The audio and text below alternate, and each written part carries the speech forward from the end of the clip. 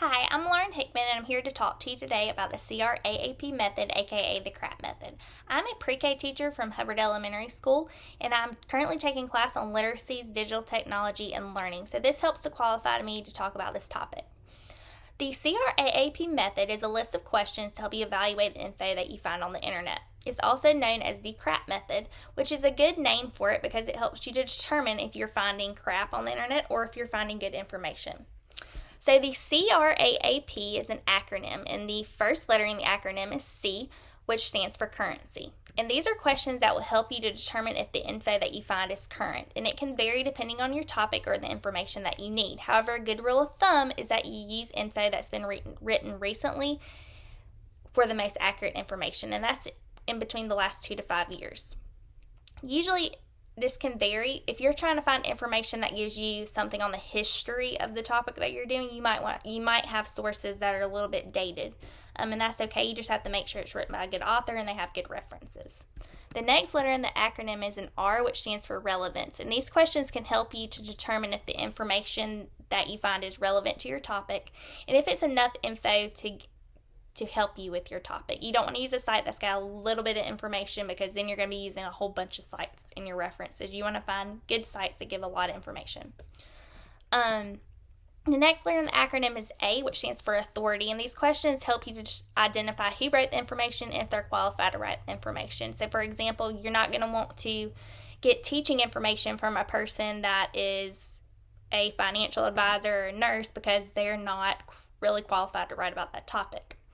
If it's an organization that is the author, sometimes the URL can help you with the question, so you can tell if they're a government site, if they're a commercial site, or if they are an organization. The next letter in the acronym is another A, which stands for accuracy. And these questions help you to determine if the info is accurate and truthful. So do they have references to back up their information? Is it free from their personal biases?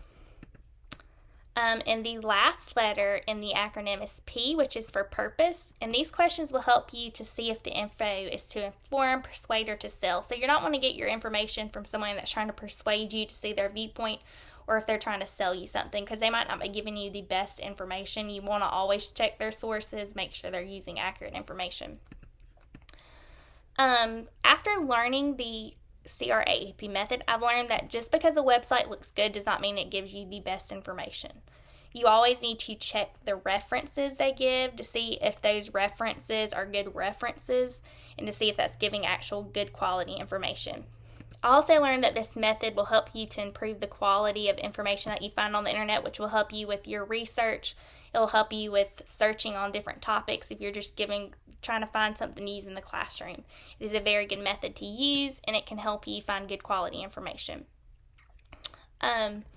Also, this can help you in the classroom in a lot of ways. I'm going to use it to help validate my teaching practices by helping me research because it can help me research effective practices to use, and I'm not just grabbing it from maybe a teacher blog site or just a random site and I'm using it in my classroom. I want to make sure that I'm using research-based methods so I'm giving my students the best learning experience.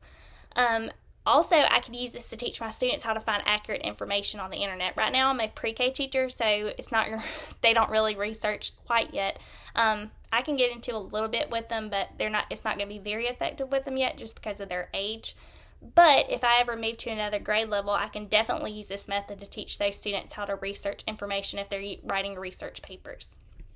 Some surprises I learned after learning the CRAAP method is that some of my state trainings have offered resources that were not from the best sources. They used sources that were from teacher blog sites, which after learning the CRAAP method, you will learn that those are not the best sites for information.